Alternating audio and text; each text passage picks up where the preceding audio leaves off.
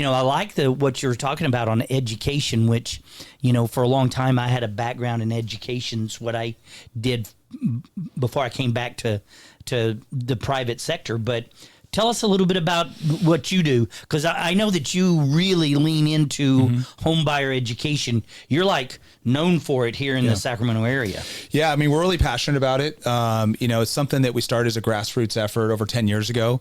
It started in a small hotel room, hotel conference center, I should say, in Sacramento, for 1 to 5 people, depending on who was interested. Yeah. And it's grown to where we have over 10,000 people sign up a year for home buyer education classes. They're all virtual classes that I provide throughout the country. So not just in the Sacramento market, but throughout the country. But what's interesting in those classes, everybody has the same fears, concerns, and just, wants more understanding about their market. Whether you're in Austin, Texas, or Sacramento, California, or Los Angeles, people have the same fears of home ownership and concerns. So we try to really provide them tools and resources in a safe educational environment that they can learn more about home buying, the process, maybe some little tips on their credit, or maybe some tools that are available in their community, like first-time buyer programs that we do a lot of.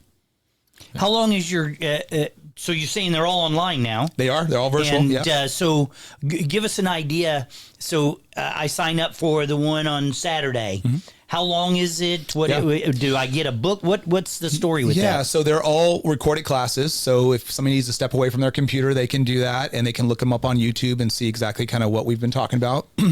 We always share back with them all of our content, so they get a slideshow that they can take a look at.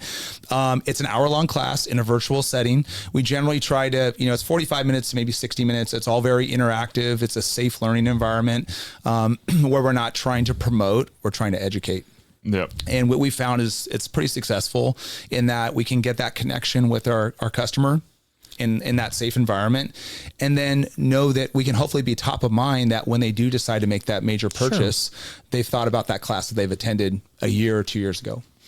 Yeah, I think that's, we are heavily focused on getting, I think the industry and I think a lot of loan officers historically that struggle are, their rate.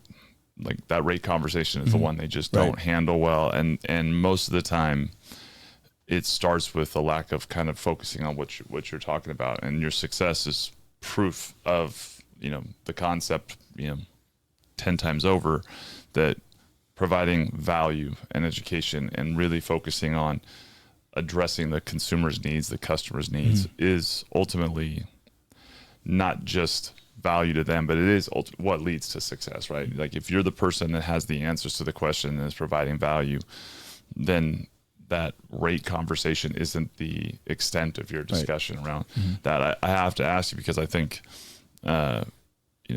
being the top producer, you have to have carried the same conversations and had the same questions about rate that every loan officer's faced.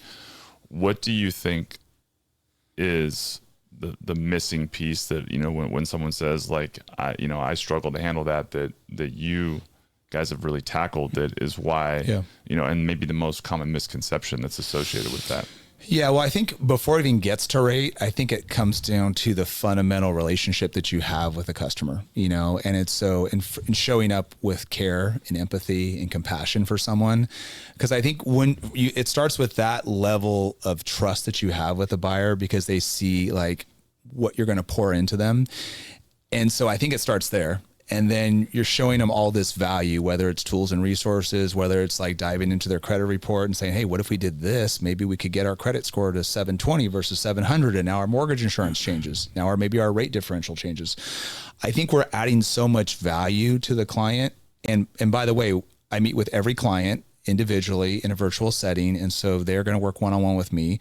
And then, so when it comes to the rate conversation, I've provided so much value that when we get to the rate conversation, I can also educate them more about, what makes up rates. Rates are not just a one size fits all. It's about credit score. It's about down payment. It's about product. It's about how much am I going to finance? Yep.